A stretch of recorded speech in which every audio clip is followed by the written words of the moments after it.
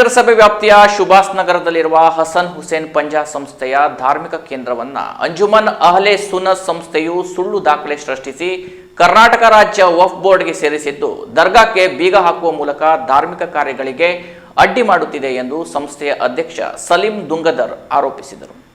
ನಗರದ ಪತ್ರಿಕಾ ಭವನದಲ್ಲಿ ಬುಧವಾರ ನಡೆದ ಸುದ್ದಿಗೋಷ್ಠಿಯಲ್ಲಿ ಮಾತನಾಡಿದ ಅವರು 1973ರಿಂದ ಎಲ್ಲಾ ಸಮುದಾಯದವರು ಶ್ರದ್ಧಾಭಾವದಿಂದ ನಡೆಸಿಕೊಂಡು ಬಂದ ಹಸನ್ ಹುಸೇನ್ ಪಂಜಾ ಸಂಸ್ಥೆಗೆ 1992ರಲ್ಲಿ ನಗರಸಭೆಯ ಠರಾವಿನ ಮೂಲಕ ಅಧಿಕೃತ ದಾಖಲಾತಿ ನೀಡಲಾಗಿತ್ತು.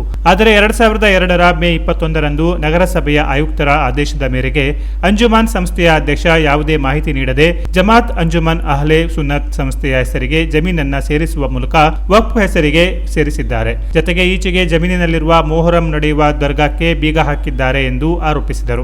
ಈ ಕುರಿತು ಮಾಹಿತಿ ಹಕ್ಕಿನಿಂದಲೂ ಯಾವುದೇ ದಾಖಲಾತಿಗಳನ್ನು ನೀಡುತ್ತಿಲ್ಲ. ಸುಮಾರು 15 ವರ್ಷಗಳಿಂದ ದಾಖಲೆಗಳನ್ನು ಮರೆಮಾಡಿ ಈಗ ಸುಳ್ಳು ದಾಖಲೆಯ ಆಧಾರದಲ್ಲಿ ನ್ಯಾಯಾಲಯಕ್ಕೆ ಹೋಗಿ ದಾವೆ ಹಾಕಿರುವುದು ಅನುಮಾನಾಸ್ಪದವಾಗಿದೆ ಎಂದರು. ನಮ್ಮ ಟ್ರಸ್ಟ್ 2020-21ರಲ್ಲಿ ನೋಂದಾಯಿತವಾಗಿದ್ದು ಜಮೀನಿನ ಹಕ್ಕಿನ ವಿಚಾರ ಈಗ ವಕ್ಫ್ ಬೋರ್ಡ್ ಬೆಳಗಾವಿ ನ್ಯಾಯಾಲಯದಲ್ಲಿದೆ.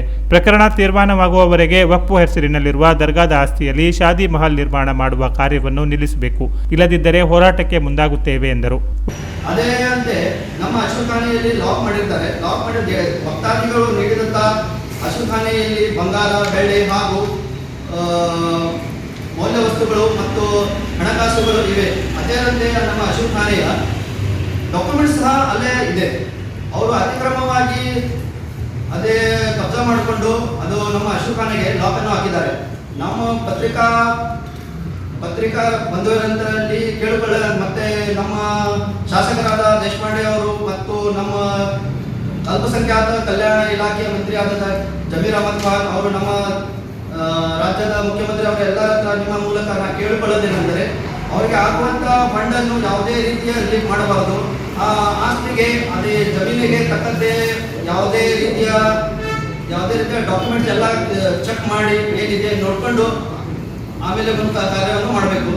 ಅದು ಯಾವುದೇ ರೀತಿಯ ಫಂಡ್ ರಿಲೀಫ್ ಮಾಡಬಾರ್ದು. ನಾವು 50-60 ವರ್ಷಗಳಿಂದ ಆಸ್ತಿಯಲ್ಲಿ ಇದ್ದೇವೆ. ನಮಗೆ ಬೇದಾಖಲು ಮಾಡಿ ತಿದ್ದುಪಡಿ ಮಾಡಿ ನಮ್ಮ ಡಾಕ್ಯುಮೆಂಟ್ ಚೇಂಜ್ ಮಾಡಿ ಆಸ್ತಿ ಅಂತೂ ಮಾಡಿದ್ದಾರೆ.